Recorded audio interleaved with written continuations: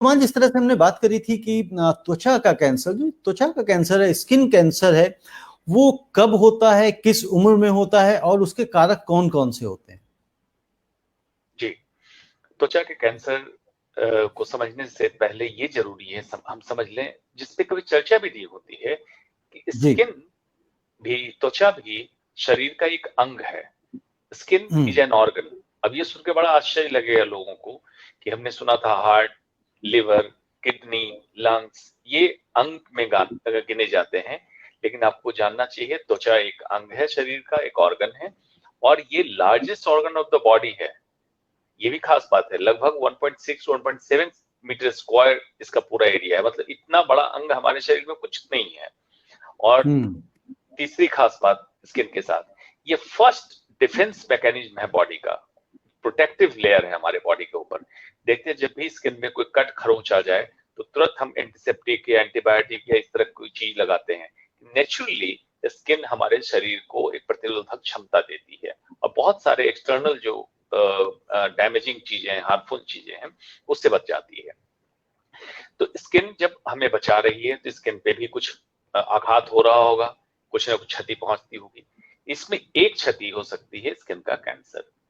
Skin के हम्म। Cancer mainly 3 प्रकार के होते हैं। अगर बहुत डिटेल में जाएंगे तो बहुत सारे और भी प्रकार होते हैं, जिसमें basal cell carcinoma, squamous cell carcinoma और तीसरा मिलेनोमा।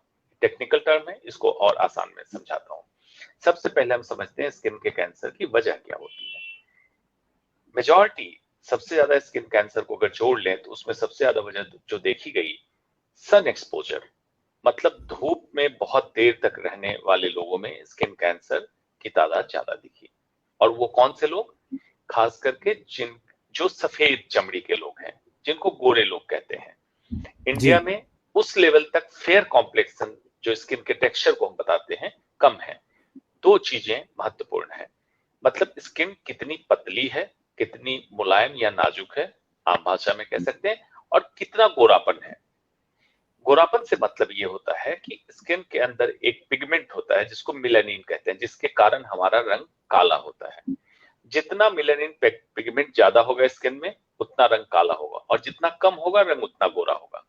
मिलेनिन पिगमेंट ही है जो सूरज से आने वाली रोशनी, धूप से हमारे स्किन को प्रोटेक्ट करता है। मिलेनिन पिगमेंट ये कम होगा तो मतलब प्रोटेक्शन लेवल आपका कम है, और धूप जहां ज्यादा होगी तो खतरा ज्यादा है। तो देखिए, प्रकृति ने तो बड़ा अच्छा किया था कि जैसे अफ्रीकन कंट्री जो बिल्कुल इक्वेटर पे है, जहां सन एक्सपोजर सबसे ज्यादा है, वहां के लोगों का रंग काला बनाया था। जो अफ्रीकन वहां पे हम्म। थे उनका रंग काला था।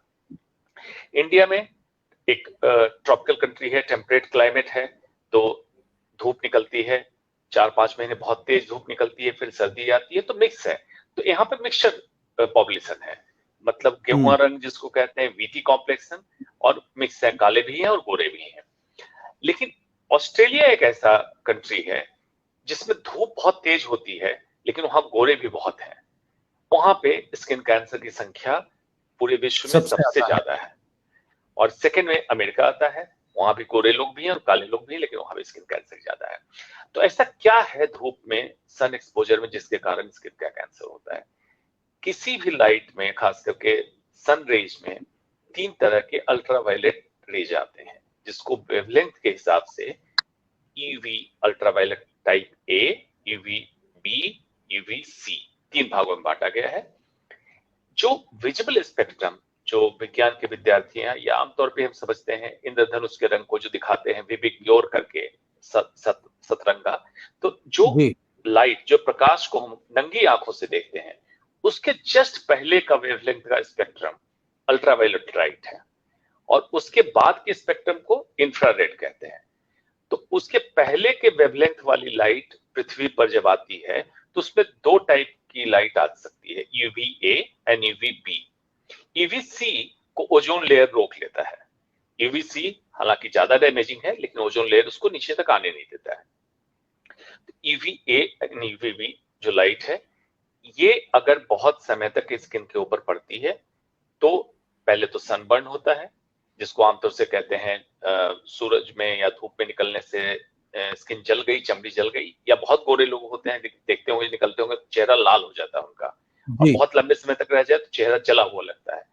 यही अगर रिपीटेड डैमेज स्किन का होते रहे तो ये स्किन कैंसर का रूप ले लेता है। ये एक क्रॉस बात हुई।